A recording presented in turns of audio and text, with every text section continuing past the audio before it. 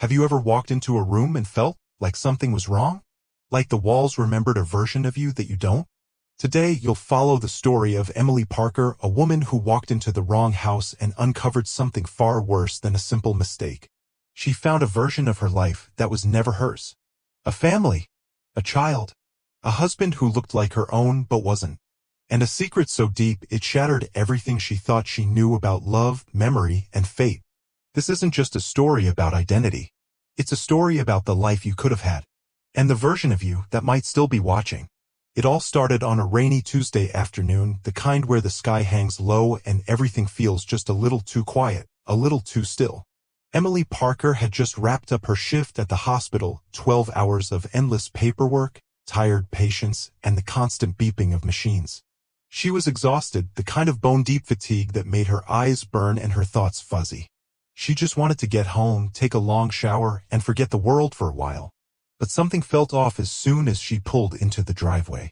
She stared at her house, confused. It looked the same: gray shutters, brick porch, the hydrangeas she planted last spring still blooming defiantly, but the front door was slightly ajar. That wasn't right. She always locked the door. Always. Emily's hand hovered above the key fob, heart skipping. Maybe James was home early? But no, her husband was out of town, a conference in Chicago. He wasn't due back until Friday. Still, trying to shake off the unease, she walked up the porch steps, called out softly, "Hello?" No answer. She stepped inside. And instantly, the air changed. It wasn't just that the lighting was wrong or the faint scent of lavender, her favorite candle, was missing. It was the pictures on the wall. They were similar but not the same. The photo from their wedding was there, but James was wearing a different suit. The sofa was the same model, but a different color. Her bookshelf? Gone. Replaced by one filled with titles she'd never read. Her legs locked in place. She turned around, thinking maybe she was hallucinating from exhaustion. That's when she saw it. A photo on the side table. Her. And James. Holding a little girl. A girl she didn't have. The blood drained from her face. She grabbed the photo, heart pounding so loudly she thought she might pass out.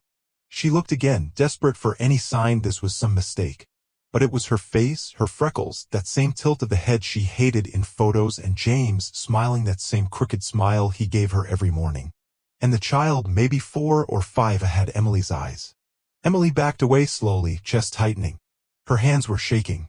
She bolted for the front door, but before she could reach it, a voice stopped her cold. "Mommy? You're home early." Emily froze. A small girl in a pink jumper stood at the bottom of the stairs. Her curls bounced slightly as she tilted her head, confused. "Did Daddy come with you?" Emily's mouth opened, but no sound came out. She felt like she was falling, spiraling into something dark and incomprehensible. Then footsteps. Heavy adult footsteps coming down the stairs. You're back. Wait, what are you doing?" the man asked. Emily turned. And there he was. James. But not the James she knew. His hair was longer. His beard fuller. He wore glasses. James never wore glasses. And yet, it was him. Down to the smallest detail.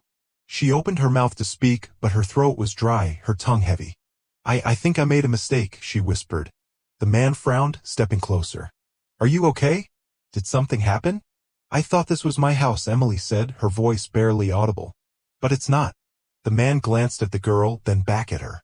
"Emily, what are you talking about?" Her knees gave out. She collapsed onto the nearest chair. She couldn't breathe. The girl looked scared now. "Is Mommy sick?" "No," the man said softly, walking over. "Honey, why don't you go to your room for a second, okay?" The girl hesitated, then nodded, glancing one last time at Emily before disappearing upstairs. Now it was just the two of them.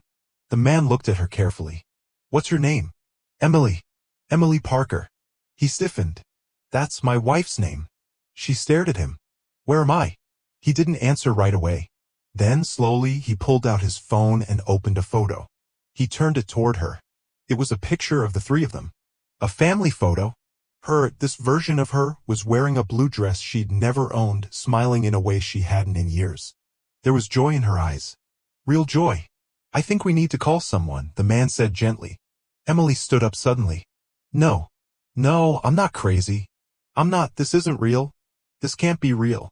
The room spun. Her breathing came fast and shallow. She rushed out the door, into the pouring rain, heart hammering against her ribs. She stumbled to her car, started it with trembling fingers, and drove. She didn't know where. Just away. Her thoughts raced. Had she blacked out? Was she dreaming? But everything had felt real. The air, the little girl's voice, the man's hand gently on her shoulder. She pulled over by a gas station, hands gripping the steering wheel. Then she looked in the mirror, and something inside her shattered. There was a small scar above her left eyebrow, one she didn't remember ever getting. Her phone rang. It was James. Her James. She picked up. "Hey, Em. Everything okay? I just had this weird feeling like something's wrong." Emily opened her mouth to answer, but all she could say was, "I think I found another me." Emily didn't go home that night. She couldn't. Instead, she parked behind an old diner off the highway and sat there, engine off, staring into the rain. Her phone buzzed twice more, James again, then a message from her sister, but she didn't answer. She couldn't bring herself to speak. Her world had cracked open and nothing made sense anymore. It was like someone had taken her life and flipped it over, showing her a reflection she didn't know existed. A life where she had a daughter. Where her husband looked almost the same but wasn't. Where she lived in a house that was hers but wasn't. She didn't sleep. Just sat in her car until morning, numb, silent, watching the sky turn from black to gray to the faint orange haze of dawn. By sunrise, she'd made up her mind. She needed to go back. Not home. Not to the life she knew. Back to the house that wasn't hers. Because maybe, just maybe, it held the answer. She pulled into the same neighborhood, double-checking the address. 2177 Maplewood Lane. Her house was 2179. She stared. They were two identical homes. Built as part of a cookie-cutter development, side by side, almost indistinguishable. Same shutters. Same porch. Same layout. Only, somehow, she'd walked into the wrong one. But what she found inside wasn't just someone else's home. It was another version of her life. She took a breath and approached the house again. This time, the door was closed. She knocked. A few seconds passed. Then he opened the door. The man. Her, not James. He looked like he hadn't slept either. His eyes were rimmed red, face pale. "You came back," he said quietly. "I had to." He stepped aside. "Come in." She walked in slowly, cautious, like the walls might shift again, like everything might disappear if she blinked. The house looked the same as before. Same sofa, same table, same photo of the little girl. But now the girl wasn't here. "She's at school," the man said, reading her mind. "Right?" Silence stretched between them like a tightrope. "I didn't sleep," she admitted. "Me neither." Emily walked to the photo again, staring at it. Her smile. Her arms around the child. Her face so at peace. She turned back to him. "What's your name?" He hesitated. "James. James Hale." Emily flinched. "My husband's name is James too. James Parker." He nodded slowly, lips tightening. "You said your wife's name is Emily," she continued. "It is. But I'm Emily. And I don't know you. I don't know her. I've never had a child." He walked over and sat down, hands clasped tightly. "I don't understand it either. But yesterday, when I saw you, I swear, it felt like I was losing my mind. You looked exactly like her. Except for the way you looked at me. My wife, she hasn't looked at me like that in years." She blinked. "What do you mean?" His voice cracked. "Like I was a stranger." Emily sat across from him. "So, where is she?" "I don't know," he said softly. "I haven't seen her since yesterday. She left the house in the morning and never came back." Emily's heart skipped. "You think she vanished?" "I don't know. Maybe she walked into your life the way you walked into mine. It was too much. Too bizarre. Like a sci-fi novel she never wanted to be in. But it made a strange, terrifying kind of sense." She stood up and paced. "I need to find her. I need to understand what's happening. I've been calling her phone. No answer. Do you have a picture of her?" He handed her his phone. She stared at the photo. It was her. Same face. Same eyes. But her hair was shorter. Her expression colder. Her clothes sharper. Like someone who didn't trust easily. She was Emily, but not. Then a thought hit her. What if we switched places? He looked up, confused. What? What if I stepped into her life and she stepped into mine? That's not possible. Neither is any of this. She paced again, pulse racing. "I need to go home," she said suddenly. "Back to my house. Maybe she's there." James nodded, slowly rising. "I'll come with you." They drove together. Silent. The radio off. Every so often they glance at each other, searching for answers neither of them had. Emily pulled into her driveway. Her house, her real house, looked normal. Too normal. Like nothing had changed. She hesitated before unlocking the door. Inside, everything looked exactly as it should. Code on the hook. Mail on the table. Her coffee mug from yesterday still in the sink. But then, she heard it. The faint sound of humming. Coming from upstairs. She and James looked at each other. Then, slowly, they climbed the stairs. The door to the bedroom was ajar. Emily pushed it open. And froze. A woman stood at her vanity brushing her hair. Her hair. Her back was to them. But the moment she turned, Emily's heart stopped. It was her. Same face. Same freckles. Same scar above the eyebrow. The other Emily turned, calm and composed. You found me, she said. James staggered back. Emily stepped forward. Who are you? The other woman smiled. That's a complicated question. You're me, Emily said. In a way, yes. What do you want? The woman set down the brush. I wanted to know what it felt like to live your life. To feel what you feel. To see what it was like to love someone who doesn't know what I've done. Emily shook her head, trembling. What have you done? The other Emily looked at James. You have a good man. He still believes in goodness. He still believes in you. Emily took another step. Answer me. The woman's smile faded. I was you once, she said softly. Before I made a choice I couldn't take back. Emily stared, her breath catching. You're from my world. No. I'm from the life you could have had if you'd made a different choice. James spoke up, voice barely steady. This is insane. The other woman nodded. Yes. It is. Silence fell again. Then the woman stepped toward Emily. You don't want to know the truth. Not really. You think you do. But once you know, you can't go back. Emily stood her ground. Try me. The other Emily's eyes glistened. You were supposed to die. Emily couldn't breathe. The words echoed through her skull, you were supposed to die. They hung in the air like a noose, tightening around her throat. She wanted to run, to scream, to throw something, but her feet were locked to the floor, frozen by fear, confusion, and a dawning terror she could no longer dismiss. Across from her, the other Emily, her twin, her shadow, her ghost, stood impossibly calm. The kind of calm that doesn't come from peace, but from someone who has made terrible decisions and learned how to live with them. What do you mean? Emily whispered, her voice cracking. You weren't supposed to survive that night, the other said, looking directly into her eyes. The accident. The car. The rain. It was meant to end you. Emily shook her head slowly, memory clawing its way to the surface like something long buried. That night on Route 62, the truck that came out of nowhere.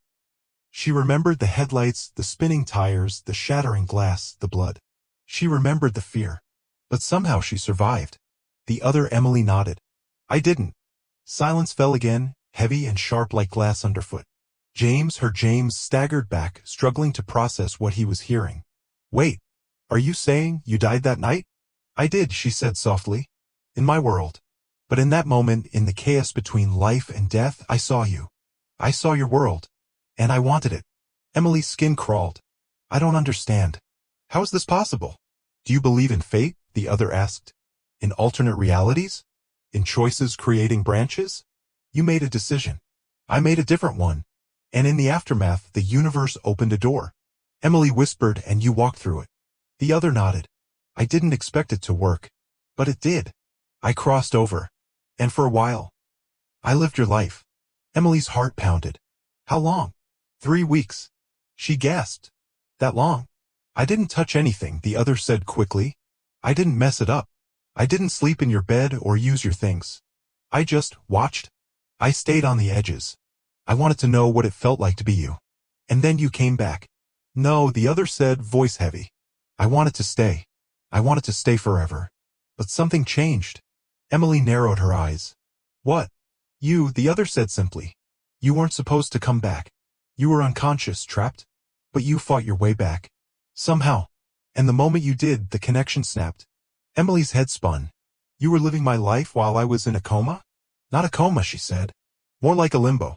Your body was here, but your consciousness was elsewhere. Floating. And when it returned, I lost everything. Emily looked at James, who had sat down on the bed, face pale as snow. This is insane, he whispered. Emily turned back to her double. Why did you tell me all this? Why now? The other Emily walked toward her, slow and deliberate. Because you deserve to know. Because I'm leaving. Emily blinked. Leaving? I can't stay here. Not anymore. Your soul is too strong, it's pushing me out. A tear slid down her cheek. But before I go, you need to understand something. Emily nodded, heart pounding. The other woman's eyes darkened. There is a reason you survived that night. A reason I was pulled to you. Because your life was meant to break. Emily stiffened. What? You think you had a happy marriage? A peaceful home. But you didn't see the cracks. You didn't want to see them. James looked up suddenly. That's not true. You shut her out, she snapped. You thought she didn't notice, but she did. The late nights. The cold silence. The way you drifted away after the miscarriage. Emily gasped. The pain hit like a blade through her chest. I never told anyone, she whispered. The other Emily's voice was low, almost kind. But I knew. Because I was you. And I carried that pain too. Tears ran freely now. Emily reached out, grabbing the edge of the dresser to keep from collapsing. James stood slowly. I didn't know how to help. You didn't try, the other said. Not really. He opened his mouth, but no words came out. I saw it all, she continued. And I thought, maybe if I took your place, I could fix it. Maybe I could do better. Be better. Emily looked at her. Could you? The other smiled sadly. No. Because I wasn't you. I was just pretending. Silence again. Then Emily said softly, where will you go? The other Emily took a deep breath. Where I belong. A faint glow began to pulse around her edges, barely visible but undeniably there. James stepped forward. Wait, what's happening? I'm going back, she said simply. To whatever comes next. Emily stepped forward. What if I forget all of this? You won't. And what if it happens again? The other Emily smiled faintly. Then you'll know how to fight. And then, without another word, she vanished. Not with a bang. Not with a scream. Just gone. The air grew still. Emily and James stood there in silence, surrounded by the eerie stillness of what had just happened. Then Emily fell into his arms, sobbing. And neither of them said a word. The silence after she disappeared was deafening. James held Emily as if she might vanish too, as if he could anchor her back to this world by sheer will. She didn't speak. She didn't move. She just let the weight of everything settle onto her chest like wet concrete. She was supposed to be dead. Someone had taken her life and lived it. And now that person was gone. But the aftershocks remained. Sharp, invisible, and constant. Hours passed like ghosts drifting through the walls. James made tea. Neither of them drank it. They sat in the kitchen, watching steam curl and vanish into the air like everything else they thought they understood. Then Emily broke the silence. She knew things I've never told anyone. James didn't answer. She knew about the miscarriage. About how I felt. About you. He closed his eyes. I know, he said finally. And I'm sorry. No, you don't understand, she said, voice trembling. She knew details. Specifics. Thoughts I had in the middle of the night. She wasn't just pretending. She was me. James swallowed hard. So what does that mean? That there's more than one version of you? Of me? Emily looked up at him. I don't know. But I think I need to find out. She didn't sleep that night either. Instead, she opened every drawer, every journal, every old email she'd written to herself. She needed to remember everything, to reconstruct her own past, just to be sure it was truly hers. The next day, she drove back to 2177 Maplewood Lane. The house was empty. No car, no toys on the lawn, no sign of life at all. She rang the doorbell. No answer. She walked around the back, nothing. Inside, through the windows, the house looked wrong. Not just empty, abandoned.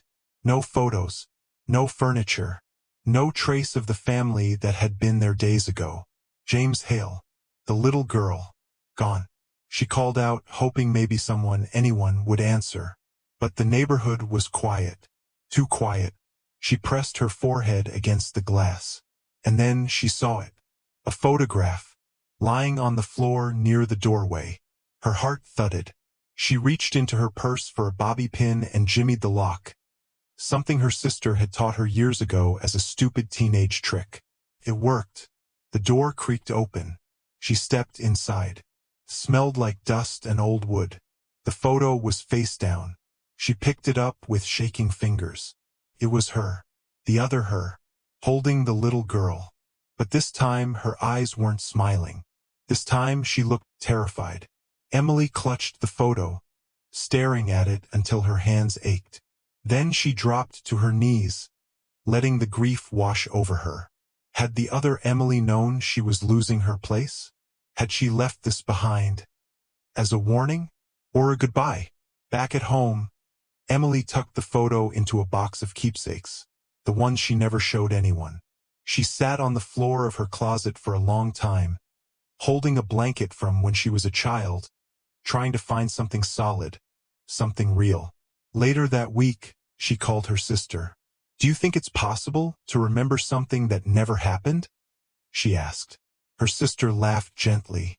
"Like a dream, sort of, but it feels real, like it belongs to me." There was a pause. "You've been through a lot, Em. Maybe your mind's trying to heal." Emily didn't argue. She couldn't explain, not without sounding insane. But deep down, she knew it wasn't a dream. She remembered the look in her double's eyes. She remembered how it felt to stand in a house that was hers, and wasn't. Weeks passed. Life returned to a strange, muted version of normal. But nothing felt quite the same. James was more attentive, softer, but Emily didn't let him all the way back in. Not yet. She wasn't sure she ever could. Because now, she lived with the knowledge that some doors open into shadows, and once you've stepped through, you don't come back unchanged. One night, as she was cleaning out the attic, she found a box she didn't recognize. It was plain, unmarked. Inside was a cassette tape, a label on it in handwriting she didn't recognize. For Emily. She stared at it for a long time. Finally, she went downstairs, dug out an old tape player from the basement, and clicked play. Static. Then a voice. Her voice. "I don't know if you'll ever hear this," the recording began. "But if you do, it means you made it back." Emily froze. "I don't know how long I can hold on. The edges are starting to blur. I see things I shouldn't see. People that look like you but aren't. I feel myself fading. And I just want you to know. I didn't mean to take your life. I just wanted to feel safe again." Emily pressed her hand over her mouth. "I tried to fix what you couldn't. I tried to love him better. But I'm not you. I never was. I hope you forgive me. I hope you don't forget me." Silence. Then a final whisper. "Please, don't forget me." The tape clicked off. Emily sat there in the quiet, heart torn open. She never learned where the tape came from. She never found the other house again. One day it was just gone, bulldozed, according to the neighbors. The city said it never existed. 2177 Maplewood Lane had no record. Only 2,179. Her home. And hers alone. Still, sometimes, in the early hours when the world is silent and the air feels heavy, she walks the hallway and catches a glimpse of movement in the mirror. A flicker. A shadow. A shape that looks like her but blinks 1 second too late. And she wonders, did her double really leave? Or did some part of her stay behind? Watching. Waiting. Remembering. Sometimes the scariest part isn't what's hiding in the shadows. It's what looks back at you from the mirror. Emily Parker never got all the answers. She never found the other house again. But she did learn one thing. Once you've seen the life you could have lived, you never look at your own the same way again. So tonight, as you lock your doors and turn out the lights, ask yourself, are you living your life or just borrowing it?